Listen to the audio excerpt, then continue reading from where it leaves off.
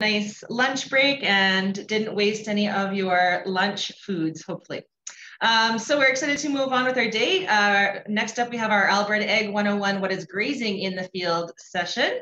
And we have Dr. Roy Lewis that's going to start us off today. Dr. Lewis graduated from Western College of Veterinary Medicine in 1981, was a partner at the West Block Vet Clinic until December 2012. He'd been a large animal practitioner for 38 years, mainly in beef cattle, both commercial and purebred. Roy is also part of a family-owned purebred Simmental and, sorry, what is that word, Roy? Black Angus? Okay, there's a typo here, sorry. Simmental and Black Angus cattle, about 1,000 cows, grain, and 500 acres of potatoes. So a mixed farming operation near Spruce Grove, Alberta, known as Lewis Farms. So welcome, Dr. Lewis. We're happy to have you today. Well, thanks, Nancy, and I'll head right into it. Ag for Life. I guess what's grazing in the fields in Alberta is a ton of beef cattle, and I'll show you that in a minute. First off, again, thanks for all the teachers that are participating. I would like to say that most of us in veterinary medicine have probably been inspired by teachers in our career, and I was definitely one of those in grades 6 and 7, and kind of, instilled in me this lifelong learning thing, which a lot of veterinarians do. So keep up the good work, and I think you people are essential services going forward, because I know the veterinarians were pretty proud to have that distinction with them associated with agriculture. One other thing I just wanted to quickly start with, and it was a slogan that was a beef group in BC had that said, if you eat, you are part of agriculture. You are involved in agriculture. And I think that's pretty good at showing the importance of agriculture to everybody's life. So I'll get right into it. I'm going to talk a little bit about the sort of the beef industry in general, and then a little bit about what I do, and then a little bit maybe hot topics that you might have heard in the media and stuff recently, and we'll get with it. But again, we look at a lot of animal protein consumed in Canada. They're big meat protein eaters. Again, kind of an idea of where pork, poultry, and beef stand. Poultry is usually running first to pretty much everywhere in the world. And now we're starting to add on the aquaculture, right? The fish farms and that sort of thing as well as we go forward. Whole bunch of beef operations in Canada, 68,500, varying in size from 1 or 2 to thousands of head. But if we look at the breakdown, way different in the east, and I'll just give you that quickly. A lot of rain there. They grow a ton of corn on some really fertile soil, so they can grow that and process it into grains. They get a ton of snow, so a lot of moisture. So it's wet all the time in a lot of the places. And so their cattle are raised inside, essentially, in barns, all cement floors, footing's good, that sort of thing. Go over to the west, drier land, lots of grain production, lots of land that is really only suitable for grazing cattle. So there's a lot of land that really crop production would not suit well on. So it's for grass production, which is why there's so many cattle out here. And then, of course, our feedlots are way more open, bigger. You can see the porosity fence here, pen checker going through them, looking for sickness. They're well looked after, fed 2 to 3 times a day. So lots of care and attention to them. So if we go into the cow-calf production side, then as far as Canada breaks down, 87% in the west, 13% in the east, so a real slant. And the next slide I'm going to show you will really bode well for where we are, which is Alberta, which is why Calgary is called Cowtown. This is the percentage of the beef. This slide's a few years old when we had over 4 million cows. We're a little bit under that now, but the percentages really will not have changed much. Alberta runs about 40% of the cattle population as far as the cow-calf herd goes. Saskatchewan's a pretty close second, and you can see if you add those two together, the other provinces are fairly small in that department. So if we go into cattle feeding, it makes sense. We've got the grain, we've got the cow and calf numbers, and so the cattle feeding is really concentrated in the west compared to the east. You notice the farms, it's a little different. A bunch of calves from primarily Manitoba and Saskatchewan are shipped to Ontario and Quebec to be fed. Alberta pretty much brings in cattle from the other way, from Saskatchewan, Manitoba, and then feeds pretty much all of their own. So as a result, if we take it one step further now and we go into the processing or the packing industry, the big packing production is in Alberta with the two big plants in JBS at Brooks and Cargill just south of Calgary and High River. So again, as a result of that, we've got the concentration of the feedlots down south, primarily around the Calgary, southern Alberta area. They're close to the packing plants, makes sense. And a lot of the cattle come over and are fed here in Alberta. So we are, I don't want to brag too much, but we're kind of the powerhouse when it comes to cattle production beef cattle production in Canada. Okay. So I wanted to go through that fast just to get to some of the other stuff. And as a result, we've got excess production. So we export a lot. Really, you'll hear lots of things in the media about, you know, we've signed an agreement with South Korea and all that kind of stuff. That's cool. That's, you know, and that's what they're doing all the time. The cattle producers of Alberta, CCA, the Canadian Cattlemen's Association. But US is the dominant one. So it's internal consumption and then US, and then the rest sort of add up to the rest of it. So getting to the veterinary side now, again, we're the veterinarians, and this bodes to all the types of veterinarians, so small animal, whatever. We're governed by the Alberta Veterinary Medical Association. We're a self-governing body, so very similar to doctors, how they kind of undergo their thing. And I guess on large animal, you could, for some of the teachers out there that maybe aren't involved with agriculture too much or on the farms, we're kind of like their doctor, right? So we're the doctor to the animals, and we're sort of a little bit the nutritionist, or although we work with a whole bunch of other professional people to help the producers out, nutritionists, foot trimmers, you know, all that sort of thing to go along with that. This is the face. I always use this slide. This is the face of veterinary medicine right now. It's women. Okay. And so it's basically about the veterinary schools have about 80% women in them. And again, nothing wrong with that. I'm just stating a fact. It's basically all in proportion to who apply, and it's about 80% of women go into veterinary medicine that apply versus men. They do a great job. It's nothing about physical strength in my eyes. These two here on the outside are still, this was taken about 5, 6, I guess 7 years ago. They're still in large animal practice in Alberta as we speak. These were triplet calves. So why we took the picture when they were on a calving rotation with me. But again, keep in mind that is the face of veterinary medicine for sure going forward. And that's continued to be, and this is schools all across the world, all across the country.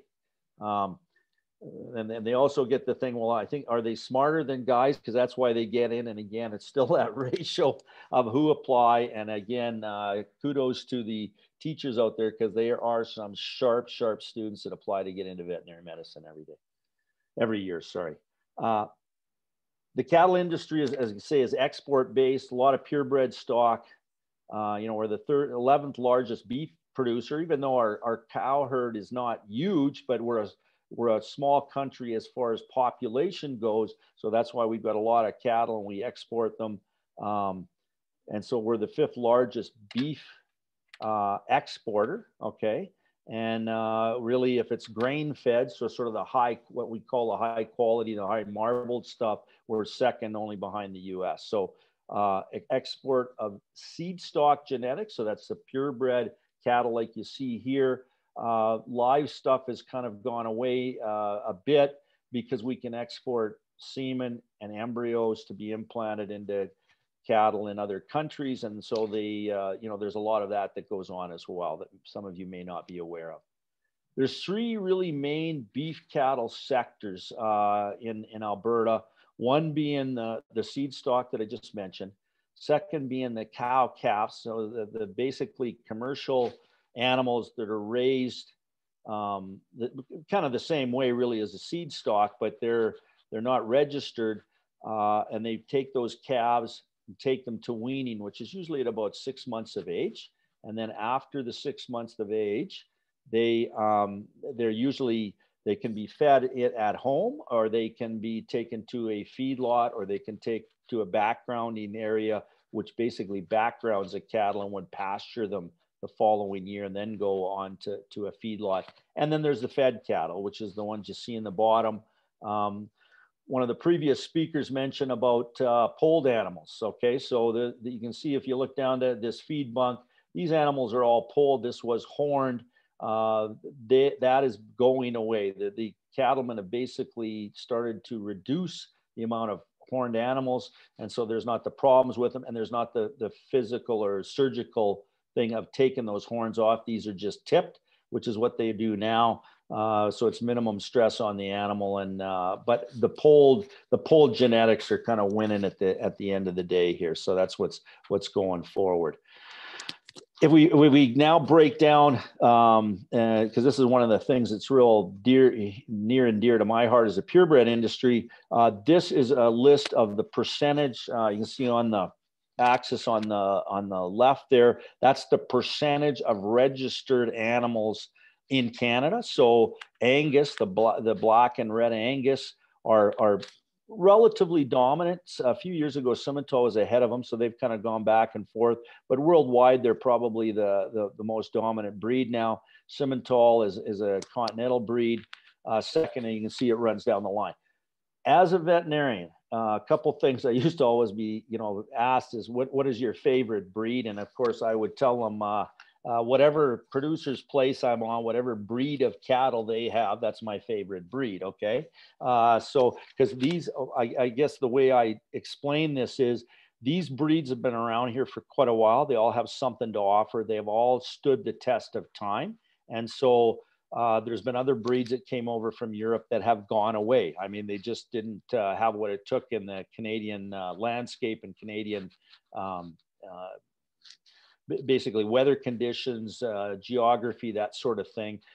26 other breeds listed down here. And here's one that was developed in Saskatchewan called Speckled Park. They're really pretty, but they have a lot of carcass quality and that sort of thing. So they're an up and coming breed that was actually kind of cool, developed in Canada, and that's neat going forward as well.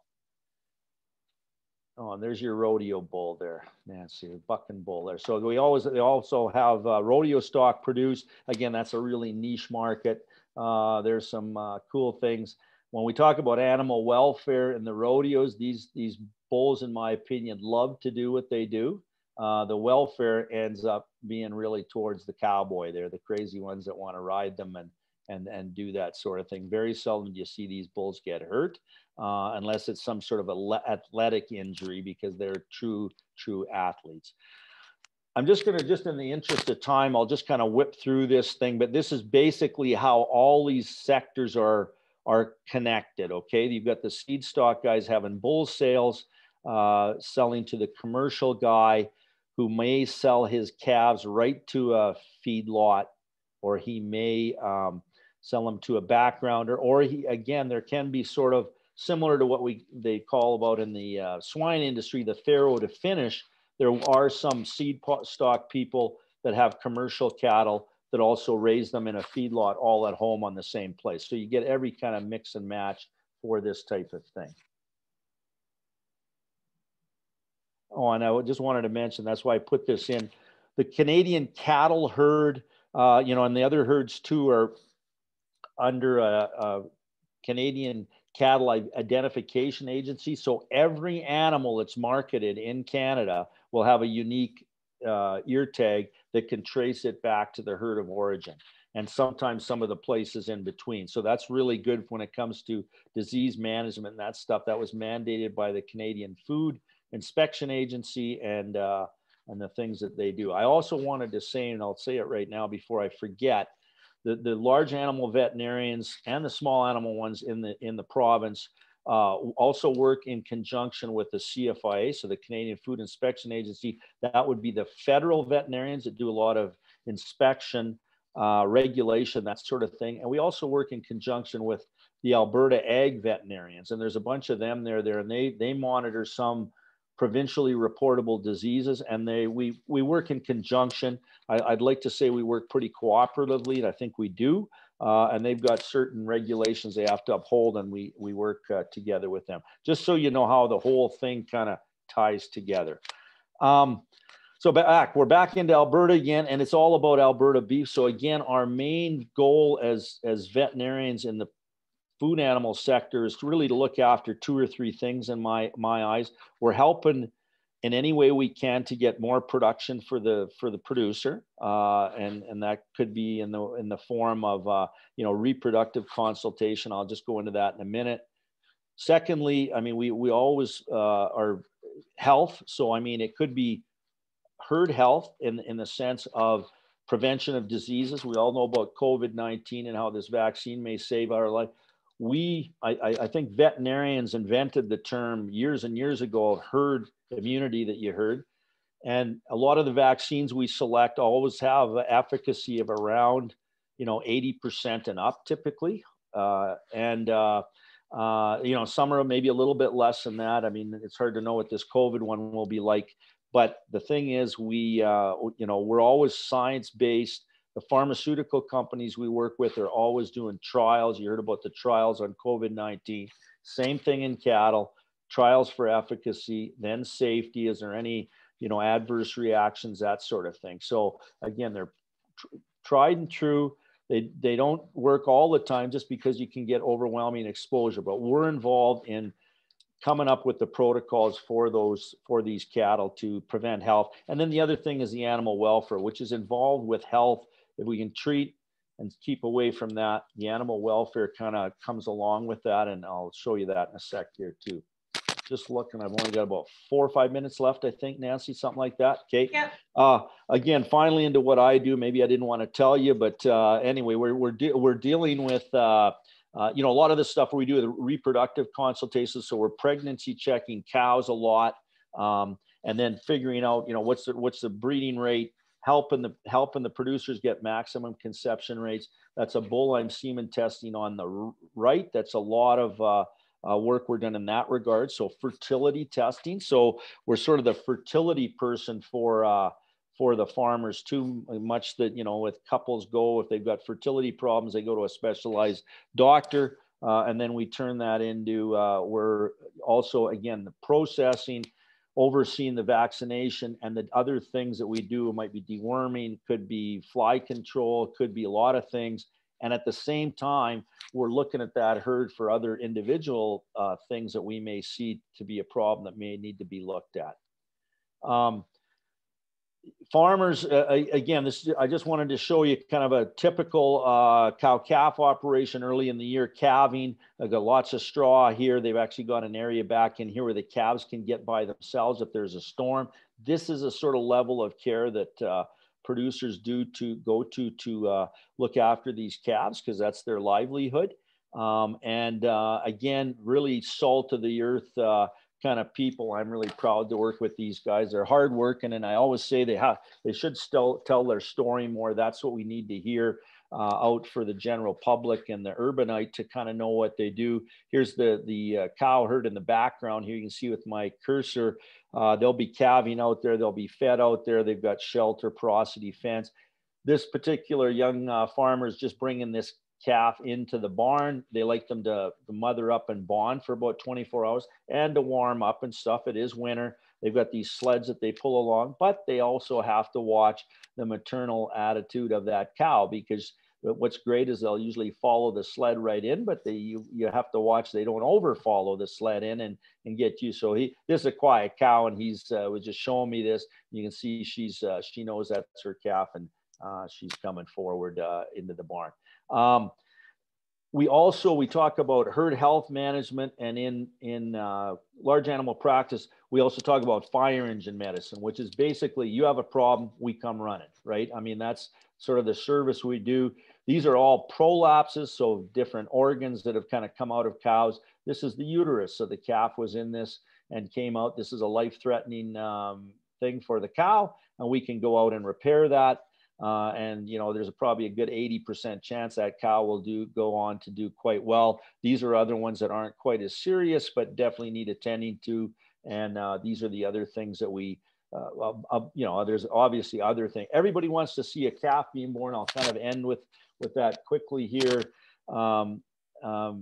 Nancy. But again, we help with that. That's a lot of it's gone away because of the fact that the breeders are breeding well for easy calving. And so everybody likes to see a new live newborn calf. There's a bunch of technicians just helping, but other things can happen to calves. This one got stepped on, broke its leg, so we were able to cast it, and it come along fine.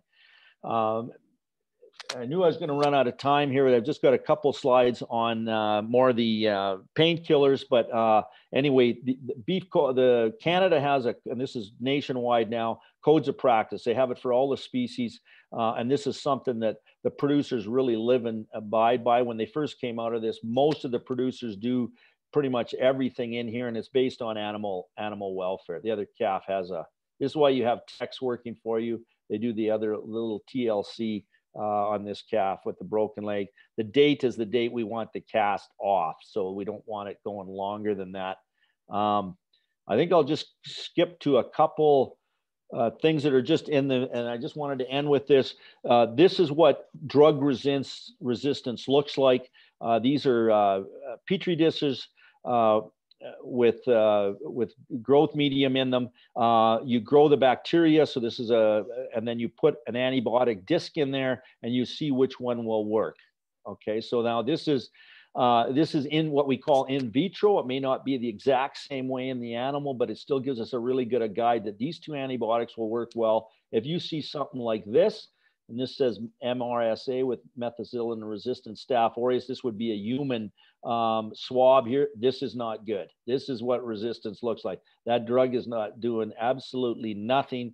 And when you see one with a whole bunch of these on and nothing is, you know, none of the bacteria are killed, that is worrisome. And that's why we're working together with the human doctors as far as this drug resistance goes, and try to prudent use of antibiotics, using more management techniques, and getting a hold of problems earlier, and doing these cultures and sensitivities to see which antibiotic we can use to not overuse them. And that's sort of a real cooperative thing. And the last thing, and everybody hears about this, and I'm not a real fan of A&W, primarily not so much that their burgers are no good, but just kind of the way they kind of do some weird things on advertising. But you know, they really got away from this implanted thing, really caused a ruckus in the cattle industry. Steak versus non-implanted, and here we go. And this is a good chart to have around.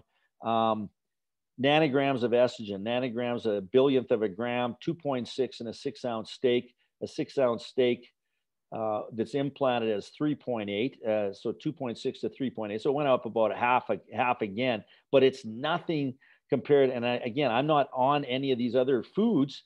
That's just the way they are normally, and that's okay. That's all safe. And so that's kind of an unfounded thing as far as implanting goes. And I could go on, I could give a 2-hour lecture on that alone, but growth implants, a lot of the producers use them.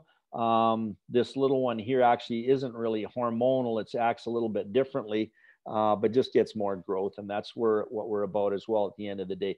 If animals are growing and doing well and healthy, the producers doing better. And probably we haven't had to use a lot of these antimicrobial things in their input. So again, like some of the other speakers have talked about, some of the things we do could be a win-win on both sides, both economics. And I think I'm going to end right there, Nancy. Oh, I just leave you with this thing. Yeah, life is good when the barn is where your best memories have been made. This is more of a horse thing, but that's okay. I just thought I'd leave with that.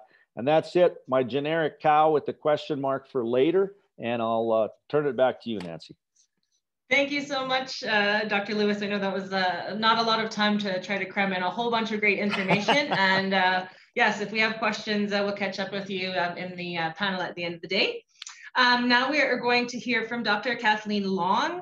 As Vice President of Animal Care for Maple Leaf Foods, Dr. Long is responsible for animal welfare programs and initiatives across the company's swine and poultry operations.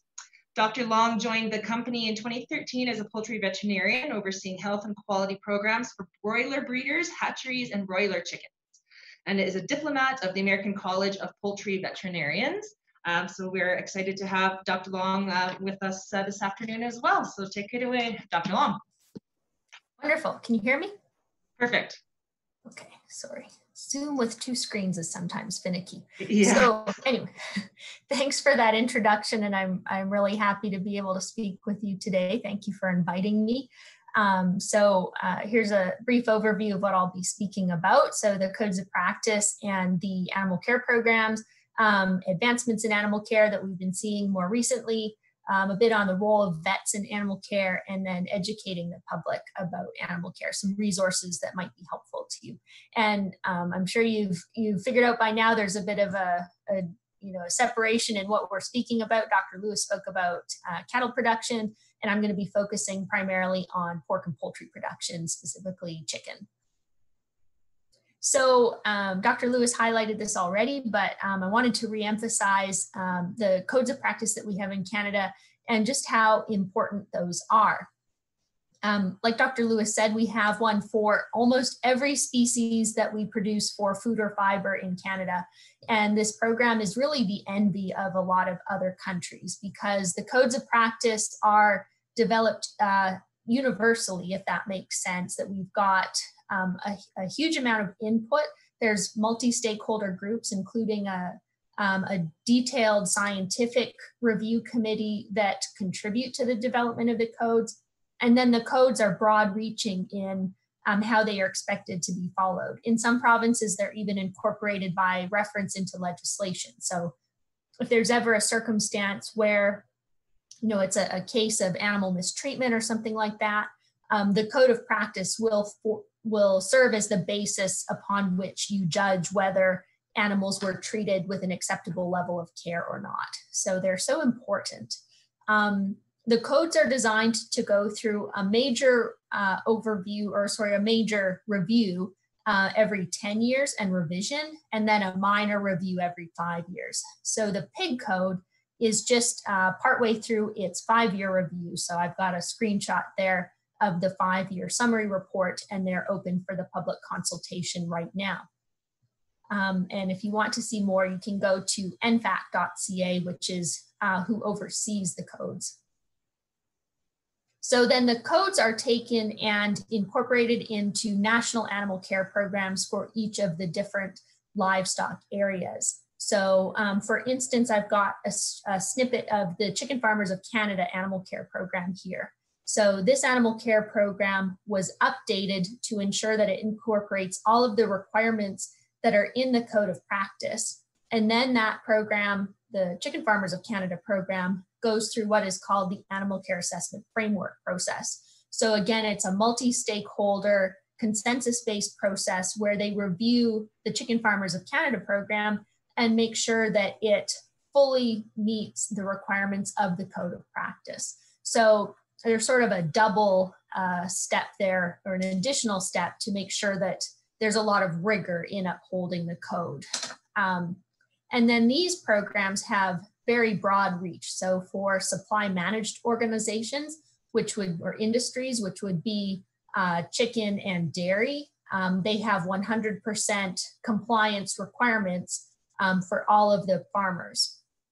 For non-supply managed industries such as pork, it's not mandatory in quite the same way, but say as a processor may believe, we can have a requirement that anyone who ships pigs to us must meet that program.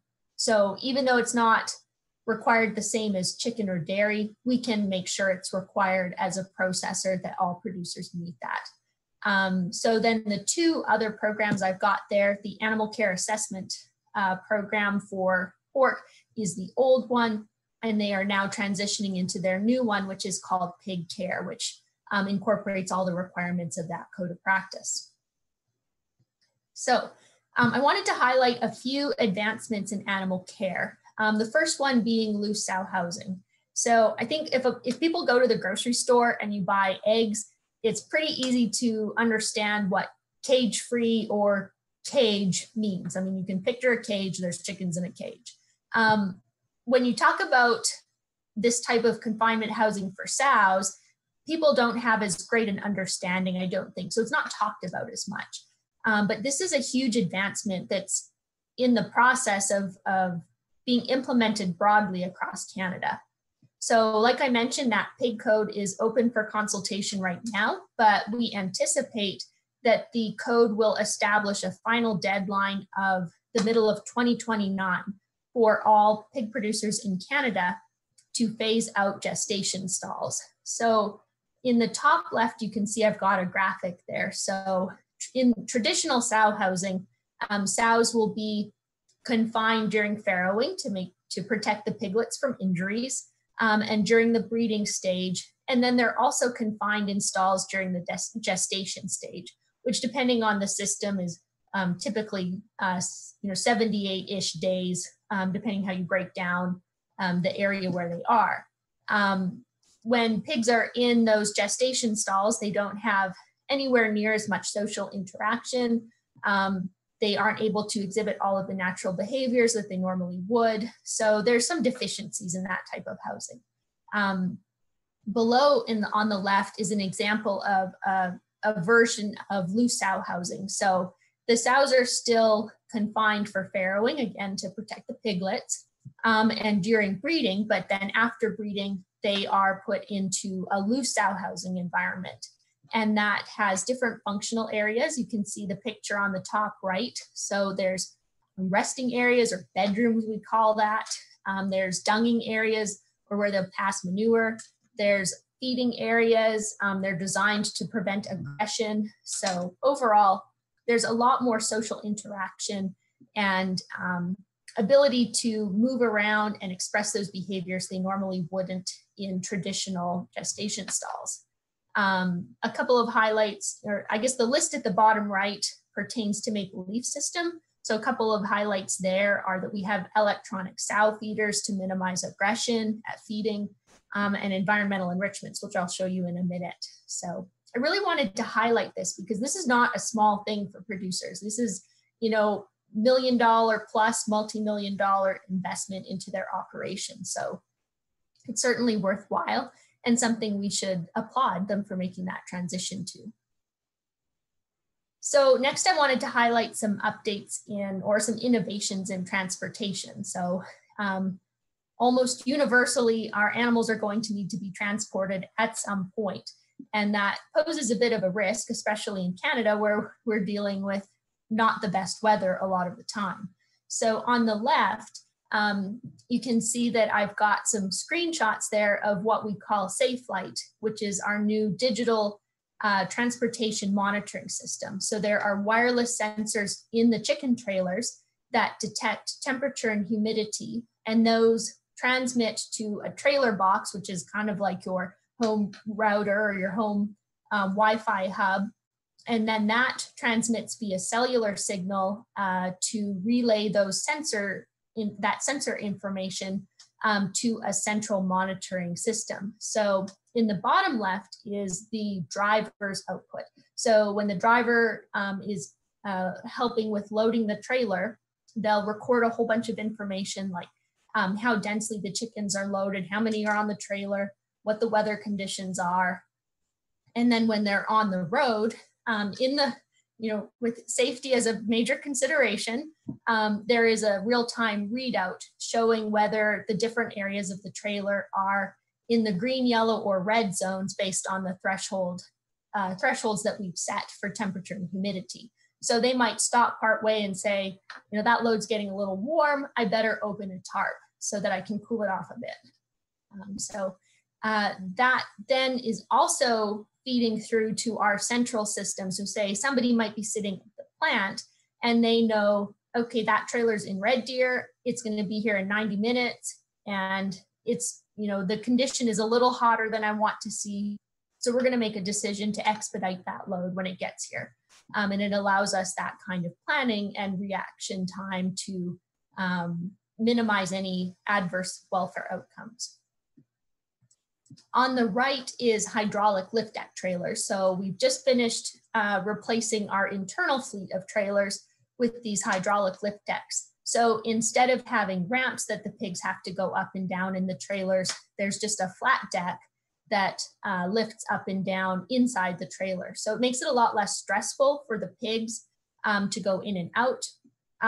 It makes loading and unloading easier because they're more willing to go in and out, which makes it less stressful for the drivers or the people helping to load the pigs. And so overall, it's really improved transportation, both for the pigs as well as the experience for the drivers. So next I wanted to highlight environmental enrichments. So this is something that is being talked about more and more now, but is still, I would say, relatively new in terms of being an actual requirement for animal care. In the top left are two pictures of pig enrichment. So they're like hanging toys that the pigs will interact with. And we do evaluate it to make sure that they actually use them. You know, the last thing we want to do is put in an enrichment that they never use. So they do interact with these hanging toys and provide some more stimulation. And then the other examples are chicken enrichments. So broiler chickens or meat chickens are highly motivated to perch, peck, and hide. So you can see they're perching on the little half circle ramp or on the square straw bale. They're hiding in that orange tube. And then the straw bale, as well as the washers on a cord, give them the opportunity to peck at something. And they will destroy those straw bales. They'll peck them right apart. So, these allow the animals to have more opportunity to demonstrate behaviors that they normally would if they were not in the types of housing systems that we have them in today, and give some more stimulation. So I wanted to highlight some of the roles that vets have in animal care. It's not necessarily limited to what you might think. First of all is probably that immediate thought, which is through one-on-one interactions with clients, advising clients on the care of their animals, health programs, welfare programs, and so on. But there's also the opportunity for vets to have impact or influence over larger groups of producers or farmers or businesses. So someone like myself, I work for a processor. So I have more input into programs that we require of large groups of producers. There's a lot of opportunity to be involved in the provincial and national livestock organizations. So for instance, there will be veterinary contributors to the Canadian Pork Council or to Chicken Farmers of Canada who help set those animal care programs. Auditing, animal welfare auditing is becoming more and more important. Our customers, so grocery stores and retail, food service customers or restaurants routinely require auditing, in addition to our own requirements of ourselves to have auditing. So vets play a big role there, especially in pork auditing. There's a role for vets to be expert advisors to things like the NFAT Code of Practice panels and other standard setting organizations. Also regulatory bodies. So vets are employed by the provincial government in Alberta. They'll be employed by the Canadian Food Inspection Agency. So they have a lot of oversight, especially at processing facilities, in addition to elsewhere. And finally, of course, the other one you might think of immediately is that vets, of course, have an obligation to address any time the animals are in distress or to report and take action if they suspect neglect or abuse of animals. So, the key point being that vets take that very seriously, no matter what your role is. So lastly, I wanted to highlight some additional educational resources related to animal care. Sorry, I know there's a lot here. I won't talk about each one, but I would like to highlight Ag for Life, of course, who are supporting this session today and have lots of classroom resources and programs. I'd also highlight the Alberta Farm Animal Care has a lot of resources. The provincial board, so Alberta Chicken Producers, Alberta Pork, are happy to talk about animal care programs that they have in place. I would be remiss not to highlight the Alberta Veterinary Medical Association, who has recently produced these Raised with Care stewardship sessions, which is a podcast series hosted by Daryl McIntyre. So I'd encourage you to look those up.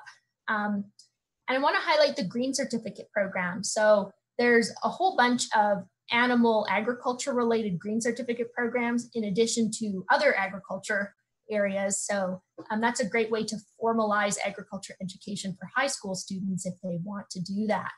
And lastly, just to highlight the role of post-secondary institutions and local farmers. You know, they're certainly happy to share or provide assistance in educating classes if they can. And you know, my personal story is I grew up in Fairview, so I remember as an elementary student going to the Fairview College and having tours of the farm facilities there, and it was a formative experience for me. I'm a vet now, so I'm grateful to the teachers and to the college for organizing that.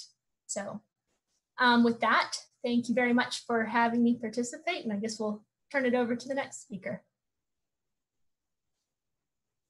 Great. Thank you so much, Kathleen. That was very informative. Oh yeah, you got yours. I'm going to, here we go. Okay, we're going to finish off this particular session with a chicken producer, Trent Sungard from Sungard Poultry Farms. This is a 4th generation family farm. Trent has been farming since the year 2000 and today farms alongside his parents. They raise broilers and grow hybrid spring wheat. They feed barley and canola, pardon me. Annually, Trent's farm raises just shy of 500,000 broilers. And Trent and Maria from Alberta Chicken have made a video for us. So I'm just going to pull this up. Second.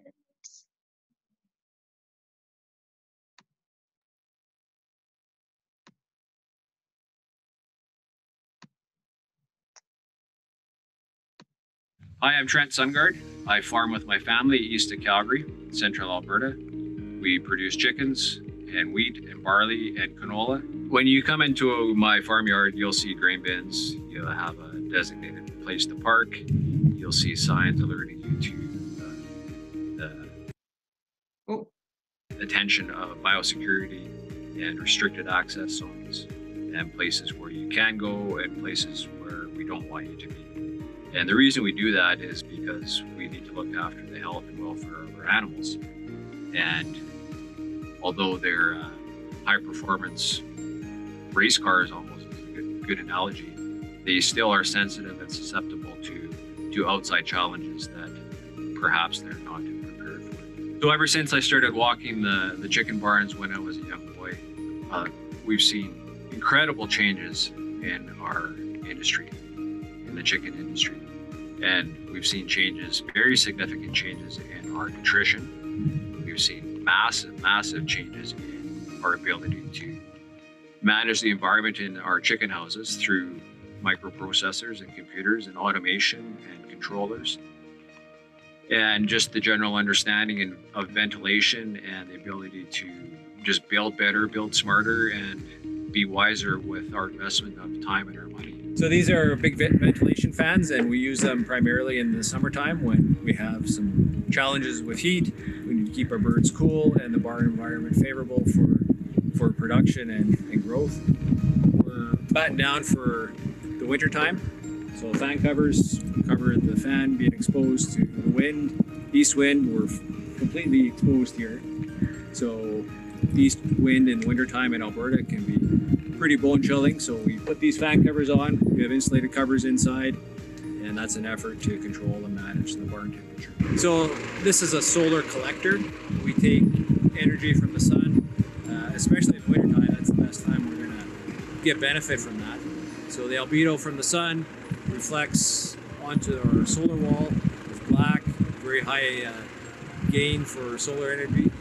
On that wall, we bring our air through the wall. It's perforated and goes into the barn and helps condition our air so we have better conditions for the chickens.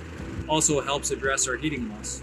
So the birds that we have in the barn right now are 28 days, and you'll see them, some of the feathers on the top of the backs of the birds are not completely filled out, and they're just going through a transition period where they've gone from cute little fluffy chickens now to perhaps adolescence, and they're changing. Their bodies are really rapidly changing daily. And in a short week, they'll be completely feathered. So when we get baby chicks, you'll see a little different environment in the barn. We actually put a wall up in between the drinker and feed lines, and we divide the barn into two parts. The part behind us, or to my left, is where we keep our baby chicks. And after about 5-6 days, we open up the rest of the house. And the reason we do that is for social reasons, for nutrition reasons, and behavior reasons. And what I'm referring to there is when one baby chick sees another baby chick drinking water, it helps that other baby chick get on water, which helps the other baby chicks get on water and feed. And it really is a training process. It helps them understand where the barn, or how the barn works, where the feed is, where the water is. So when I come in the barn to do my chores, or to check the chickens several times a day, I'll open the door and I'll listen, I'll look, I smell, and I observe the general behavior of the chickens. So I talked about the water and the feed. This is where the chickens get the feed most of their life, from these pans. When we get baby chicks, these pans move up, these pans flood out with feed, so there's feed up to this lid. And then as the birds get older, they get in the pan, they make a mess. So to stop that, we lift the feed lines up, the pans drop down, and the feed no longer floods, and it's similar to what you see here. So when a bird is thirsty, it comes up to the water line to this little nipple or pin, and it touches the pin, and it gets a drink of water. This is a closed system. It's always protected from dust. We use treated water, and we monitor this as part of our food safety program. We make sure the food or the water is of potable standards through Alberta Health Services. They monitor and give us feedback on the quality of our water.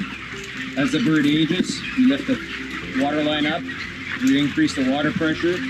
We have lots of animals, we have lots of activity, we have very high metabolic activity specifically going on. There's lots of respiration, lots of water being exhaled, lots of water being excreted. So to manage that water, we ventilate, and because we ventilate, we heat. We control our temperature and thus our humidity through negative pressure. So we have fans that suck the air out of the chicken house, and they bring the air in through inlets on the walls that we can control the static pressure, or the amount of vacuum that the fans inhibit onto our chicken house. I walk through the barn, I look at the chickens, I look at their behavior, I can feel the litter, make sure that it's moist, but not wet, it's not dry. If it's really dry, it can create some dust issues, which can lead to some respiratory problems. I make sure that the bird population within the barn is distributed evenly, and there's no wet spots, maybe there's a cable broke or a feed line has made a mess. And just want to make sure that the environment that we're producing our chickens is the best that we can provide. So in addition to our water lines, to our feed lines, to our fans, our heat, we have another very critical, important piece of equipment, and that's our light. And it's important to us and important to the chicken. We have computer equipment that regulates the time or the duration of photo period, or how long the light is on for in the barn. We control how long it takes for the light to go off and how long it takes for the light to go on. So we call that a sunrise, sunset. So by changing the photo period throughout the chicken's life cycle, we can influence its behavior, we can control and encourage feed intake and water intake, and make sure it's really, really critical, make sure that that chicken gets ample sleep. So it needs darkness, and we promote that. We would call this barn a free run barn. So when you buy your chicken and it says free run, this is what it would mean. Do I like it? It's my life. I've grown up doing that, and hopefully I can pass this privilege on to my kids.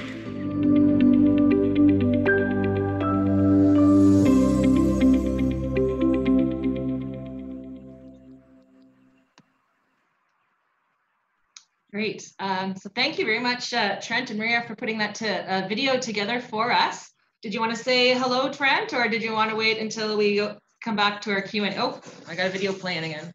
Sorry. I don't know what kind of connection we have here, Nancy. Oh, I don't know what's going on.